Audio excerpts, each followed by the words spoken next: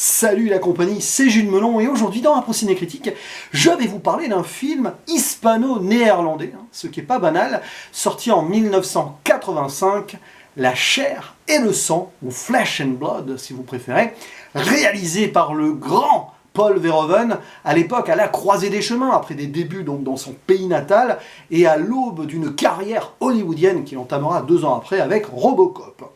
Métrage un peu hybride donc, coproduit, son premier il me semble tourné en langue anglaise et avec des acteurs internationaux, parmi lesquels son fétiche de l'époque, Rutger Hauer. C'est aussi pour ça que j'ai mis ce t-shirt, parce que le compositeur de ce projet adorait cet acteur et l'a même eu en tant que narrateur sur un de ses albums. Et oui. À ses côtés, la toute jeune à l'époque Jennifer Jason Leigh dans un de ses premiers grands rôles. Le jeune aussi Tom Burlinson, alors que ça aurait pu être Tom Cruise d'ailleurs qui joue ce jeune chevalier. Enfin bon, je vais pas en dire plus, je ferai un synopsis après. Il y a également Jack Thompson, Susan Tyrrell ou encore Brian James qui avait joué avec Rutger Hauer 3 ans auparavant dans Blade Runner. Citons aussi la présence de Ronald Lacey qui joue un cardinal, lui qu'on avait adoré dans ce rôle de méchant, un Toth, dans Les Aventuriers de l'Arche perdue. Alors, il s'agit ici, donc La chair et le sang, d'un film médiéval, d'aventure, chevaleresque, voilà, mais qui détourne pas mal de codes, qui se déroule en 1501, quelque part en Europe. Et on va suivre, alors pour faire simple, des mercenaires menés par Martin, joué par Rutger Hauer, qui aident des chevaliers à obtenir un château, à délocaliser un seigneur local, etc. Et cependant, ces mercenaires se sont fait avoir, on leur a promis quelque chose en retour, un butin, mais non, pas du tout, ils se font dégager, et forcément, Martin et sa compagnie va vouloir se venger de ces nobles qui les ont trahis. Voilà, donc le temps passe un petit peu, le fils de ces nobles, là, qui s'appelle Steven, qui est un petit peu en opposition avec son père, de toute façon on va y revenir, c'est un film qui marche par dualité.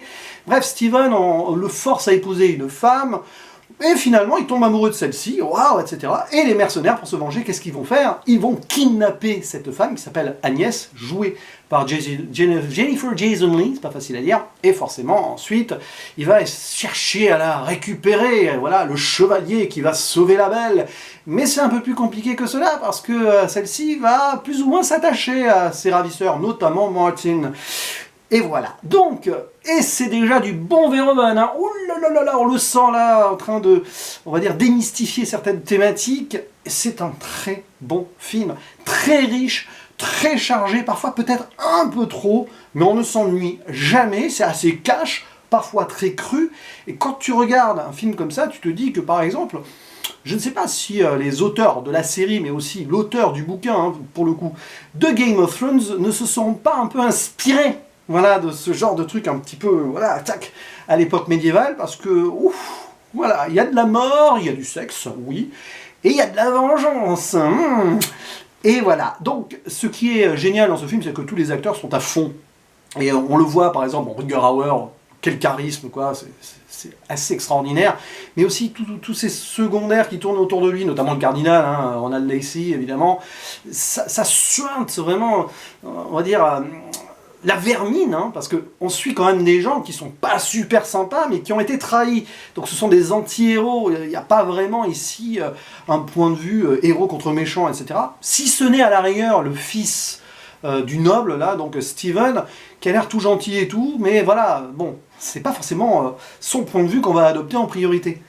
Et c'est, ouais, j'ai envie de dire, c'est subversif, sans trop l'être non plus, et ce qui est fort dans ce film, moi c'est ce que j'ai adoré, c'est que Verhoeven il va mettre en opposition plein de choses, ce qui rend d'ailleurs les personnages assez doubles et on ne sait pas si on doit les détester ou les apprécier. Par exemple, voilà, donc ces mercenaires comme ça, on a envie d'être leurs potes, de s'amuser avec eux, ils festoient, etc. On comprend qu'ils veulent se venger, mais à côté ils violent, ils pillent. Et c'est pas Jojo ceux qui font à la petite Agnès quand même, hein, qui va avoir à peine la vingtaine. Bon, Jennifer Jason Leigh, elle avait 23 ans, mais bon, elle devait être encore plus jeune, son personnage, tu vois ce que je veux dire, quoi. Voilà, donc c'est très très tendu, et pour autant, celle-ci se laisse pratiquement faire, et va développer presque une sorte de syndrome de Stockholm, donc vous voyez cette dualité-là. Évidemment, la dualité aussi des thématiques, puisque la religion est là, mais aussi le côté très irrévérencieux, presque païen, qui sont au sein de ces mercenaires, nous avons quand même un cardinal, tout ça, machin, très très croyant, qui voit des signes partout sur une statue d'un saint, la statue de Saint Martin, c'est drôle, Saint Martin, et le leader de la compagnie s'appelle Martin, donc il se voit christifié, enfin sanctifié plutôt, plus d'une fois, même à un moment on a ce plan où il y a la couronne de feu derrière lui, enfin, voilà. Donc il y a ça, mais à côté ce qu'ils font c'est plus proche du grivois que du religieux, voilà, et d'ailleurs au début du film, comme ça, avant de porter l'assaut sur le château, là, il communie et tout, puis en même temps ça picole, enfin c'est n'importe quoi. Donc il y a ça qui est très fort, et puis aussi cette dualité autour de la Belle, qui va avoir 2 chevaliers servants potentiels, et elle s'en amuse, elle joue un double jeu quand même. C'est même ce personnage-là, qui aurait dû être tellement victimisé dans ce genre de film de base, va avoir son côté sournois et elle peut être si détestable. Donc vous avez des personnages auxquels on peut s'attacher et qu'on va aussi potentiellement détester, et ils jouent là-dessus, Verhoeven. Puis bon, on peut faire toute une liste de dualité encore, hein, l'eau et le feu, surtout sur la fin, hein, dans ce dernier acte dans un autre château. Ça, ouais, c'est le film qui respire le cinéma par excellence. Après, c'est vrai que c'est un peu fourre-tout par moment, on voit quand même qu'il y avait beaucoup de choses à raconter, qu'il a voulu en mettre et en mettre et en mettre. Ça peut manquer de petites subtilités par moment, mais on est tellement over the top avec des performances d'acteurs et une écriture qui est assez forte que ça donne vraiment envie d'aimer ce film de A à Z. Tiens, je pense à une autre dualité quand même qui est très importante, le côté conservateur et la science, le progrès, puisque le jeune Steven, lui, s'oppose un petit peu à ces traditions de famille, de son père, etc. Et il ne jure que par Léonard de Vinci, il va même tenter de trouver des stratagèmes plus ou moins scientifiques pour l'époque, afin de récupérer la Belle.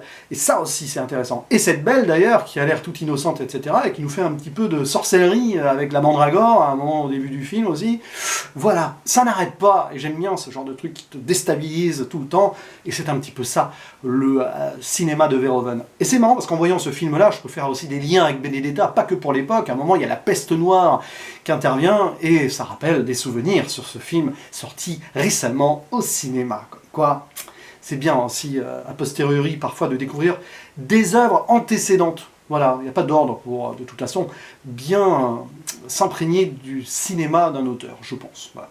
En tout cas, voilà, c'est tout ce que je vais dire, quoique on pourrait aussi dire, ouais, superbe reconstitution, très belle photographie aussi, hein, beau paysage, le jeu, je l'ai dit, sur les éléments, le feu et l'eau surtout, très bien utilisé, c'est du pur 7e art, clairement.